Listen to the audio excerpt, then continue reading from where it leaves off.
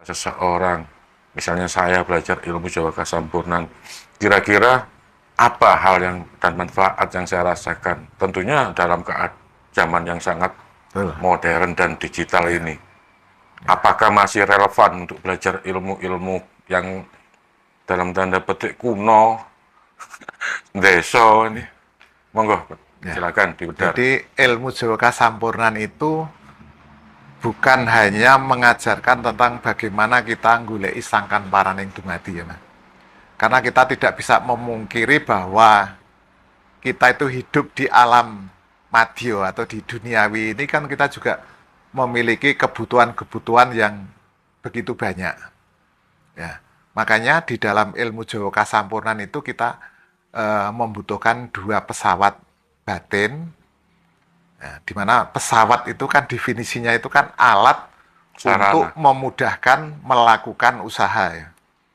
Ya. Kalau KR jelas itu alat untuk memudahkan kita untuk menuju moksa. Itu dengan menggunakan pesawat KR yang ada di tulang ekor. Nah, demikian juga orang hidup di dunia itu kan juga butuh ya. Butuh usaha misalnya keluarganya itu bisa tercukupi ekonominya, keluarganya itu biar sehat, keluarganya itu bisa nanti mendapatkan pendidikan yang baik, mendapatkan pekerjaan yang layak dan sebagainya. Nah, itu di dalam ilmu Jawa Kasampurnan pun juga ada mengajarkan tentang pesawat yang bisa digunakan untuk membantu kehidupan atau raga dalam uh, menjalani kehidupan di duniawi ini, yaitu pesawat Cipta. Nah, karena Cipta itu memiliki banyak fungsi, yaitu multiguna dan multifungsi. Ya, ada magnetis Cipta. Nah, magnet itu kan punya Daya tarik. kemampuan daya tarik ya. Iya. Ya, misalnya kita butuh pekerjaan yang kita inginkan lah. Kita mestinya dengan menggunakan pesawat Cipta ini kita menarik simpati dari orang yang punya pekerjaan itu. Kita misalnya butuh uang. Nah, kita mestinya bisa menggunakan ini. Kita narik uang. Ya entah itu nanti dengan banyak cara. Misalnya kita diberi pekerjaan, kemudian kita mendapatkan upah uang, atau kita mendapat proyek, kemudian kita dapat uang, atau ada orang yang datang langsung ngasih uang. Nah, itu magnetis Cipta. Kemudian okultis Cipta. Okultis Cipta ini pesawat Cipta digunakan untuk kepentingan kesehatan. Misalnya kita sakit, kita bisa tanpa kita ke dokter atau kita ke rumah sakit, kita bisa menyembuhkan diri kita sendiri. Ya, padahal kita tahu bahwa biaya rumah sakit itu tidak murah. Mengapa kita tidak menggunakan pesawat Cipta ini? Ya. Kemudian Spirit Cipta. Nah, Spirit Cipta ini mungkin kalau saat ini kegunaannya tidak begitu berguna karena apa? Spirit Cipta ini digunakan untuk memecah gitu ya. Kalau kita sudah mampu, misalnya ketemu dan murbo sedulur ireng abang kuning putih atau sukma, nah kita di dalam kita melakukan perjalanan, kemudian kita dihadang oleh banyak orang. Nah, kita dengan kemampuan spirit cipta kita ini, saudara kita ini tadi, sedulur papat atau sukma ini kita pecah menjadi 50 atau 100. Nah, mereka mestinya kan mikir-mikir ya kalau mau menghadang kita. Misalnya dia jumlahnya 10, kita bisa mecah menjadi 50 orang. Nah, itu gunanya seperti itu. Kemudian yang kedua, hipnotis. Hipnotis itu mengubah. Jadi, misalnya kita melakukan perjalanan, kita kehabisan uang. Kita metik daun. Kita rubah menjadi uang. Nah, ini bisa untuk melakukan pembayaran, misalnya kita kehabisan bensin atau kita mau mampir ke rumah makan. Dan ini pun juga uang itu bisa bertahan selamanya, bukan nanti setelah kita tinggal itu uangnya kembali menjadi down, itu artinya kita merugikan orang lain. Tetapi kalau hipnotis cipta kita itu sudah kuat, itu bisa. Ya. Contoh lagi kalau misalnya zaman Mojopahit dulu, Pak. Jadi perangkat rumah tangga, perabot rumah tangga itu dulu itu banyak yang dari emas. Nah itu sebetulnya hasil dari hipnotis cipta. Batu dirubah menjadi emas, tanah dirubah jadi emas, bahkan tanpa bahan pun bisa dicipto emas. Maka dulu di kolam segaran itu yang di Mojokerto. Mojokerto itu ya, itu kan banyak ditemukan alat-alat rumah tangga, misalnya piring, nampan dan sebagainya dari emas.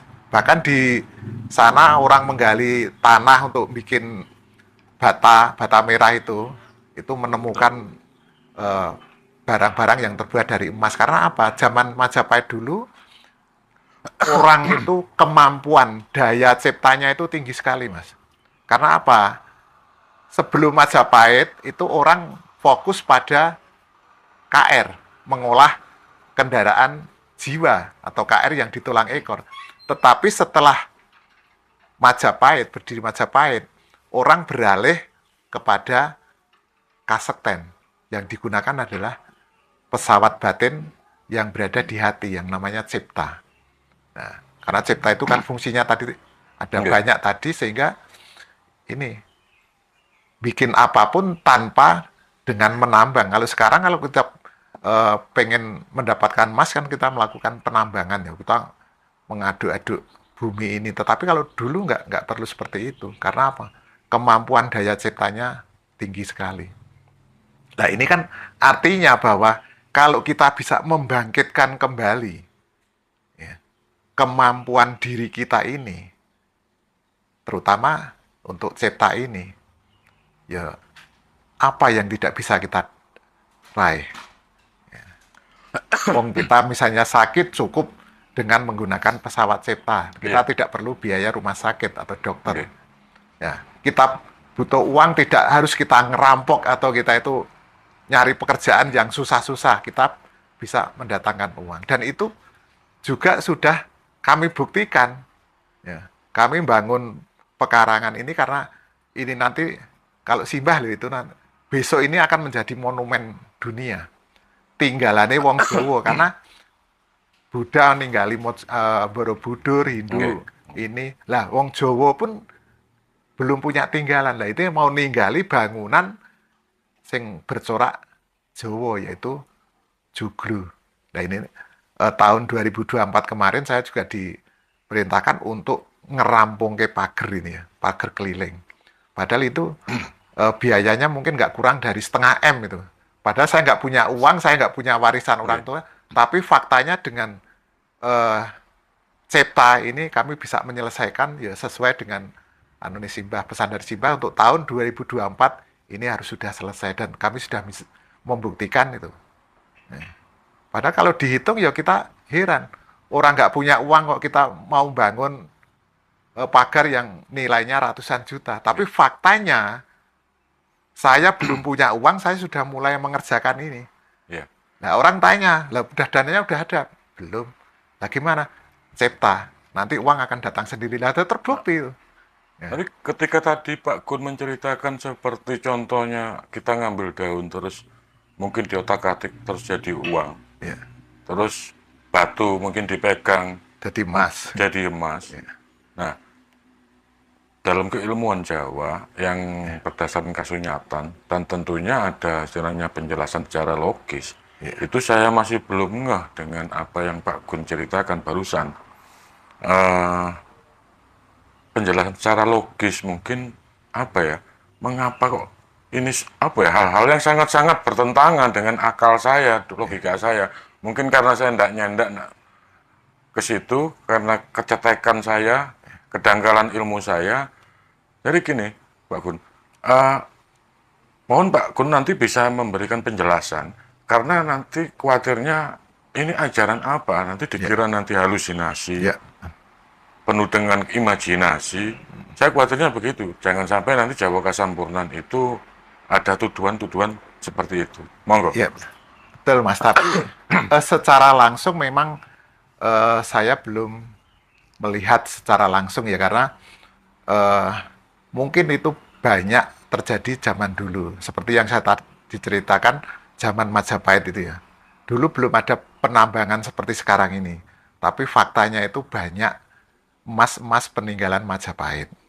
Eh, di Mojokerto sana banyak, kemudian di tempat-tempat di mana pada saat Raja Brawijaya kelima itu pergi dari kerajaan di Mojokerto itu jejak terakhirnya itu ada di Pantai Ngobaran Gunung Kidul. Nah, sepanjang perjalanan itu eh, Prabu Brawijaya kelima itu kan sering singgah di sebuah tempat yang dirasa aman untuk tinggal dalam waktu sementara atau juga agak lama. Di situ tempat-tempat yang dulu pernah digunakan untuk eh, mesanggah Prabu Brawijaya kelima itu, di sana banyak tersimpan emas-emas dan berlian.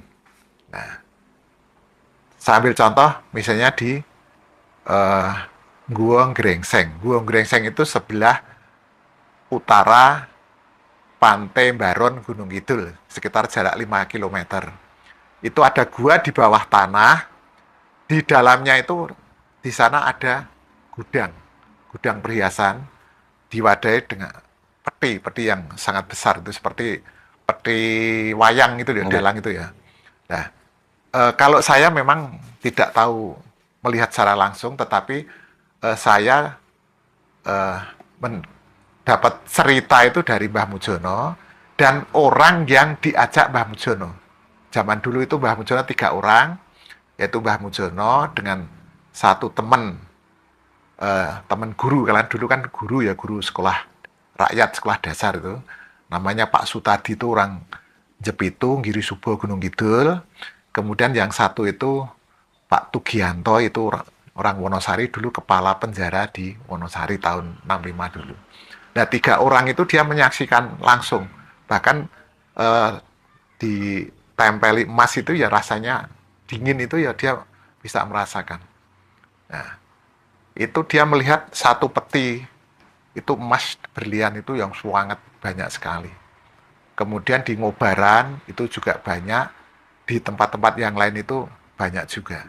Nah, itu dari mana? Secara logika, karena dulu belum ada penambangan ya.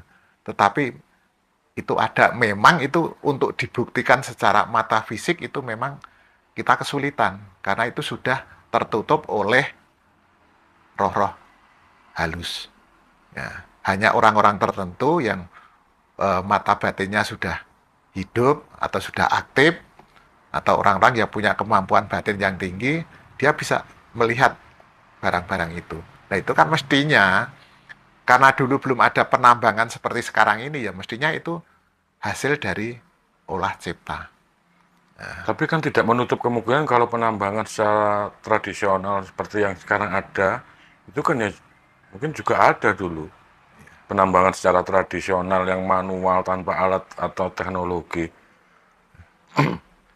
Terus penjelasan tadi mengenai apa ya, banyaknya emas terus mudah untuk diciptakan hanya dengan sekedar memegang batu, itu perubahan dari hal itu kan apa ya, sangat-sangat, iya ya, sulit untuk penjelasan Betul, Mas. ilmiahnya. Iya. Iya ya. Oke oke. Ya sama aja Mas. Misalnya saya Iya ambil iya iya iya. contoh satu Saya, lagi ya Mas. Itu oke. seperti yang dulu juga saya ceritakan, Nyi Ageng Serang. Nyi Ageng Serang itu eh, cucu eh, Pakubuwono kedua Solo. Itu dulu kan membantu perjuangan Pangeran Diponegoro itu ya. Nah, begitu Pangeran Diponegoro tertangkap, kemudian dibuang ke Digul, kemudian sasaran berikutnya Belanda mesti mengejar pembantunya, yaitu Nyi Ageng Serang. Dan Oke. Nyi Ageng Serang itu dia nyipto raga seperti wujud raganya. Kemudian Iya. ditangkap, dibunuh, kemudian dimakamkan di daerah Kulon Progo atau mana itu, dekat Kalibawang itu. Nah, padahal Nyi Ageng Serang itu dia lari ke daerah Ngawen Gunung Kidul. Nah, di Ngawen pun Nyi Ageng Serang itu musno, bukan mokso, tapi musno. Tetapi oleh pengikutnya minta ditinggali rogo. Karena nanti kalau anak cucunya itu nyari leluhurnya itu biar ada petilasannya. Makanya Nyi Ageng Serang juga nyipto lagi, nyipto rogo seperti raganya.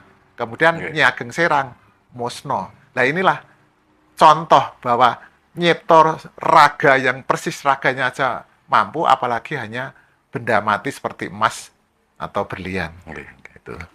Itu dengan Memang logika kita, tapi memang eh, bukti kebenarannya ya kita dari cerita-cerita orang tua ya kita yang tahu seperti itulah. ya, ya. Nah makanya kalau untuk membuktikan itu ya mestinya ya kita berusaha untuk membuktikan bahwa cipta itu mampu untuk melakukan seperti itu. Dan itu juga saya sudah melakukan, Mas. Ya, misalnya kayak magneti cipta, kita narik rezeki misalnya. Ya faktanya saya mampu untuk melakukan seperti itu. Kemudian sakit. Saya sakit itu belum pernah, Mas. Saya itu ke dokter atau ke rumah sakit. Karena apa? Wong saya punya dokter sendiri. Saya menggunakan cipta saya ini.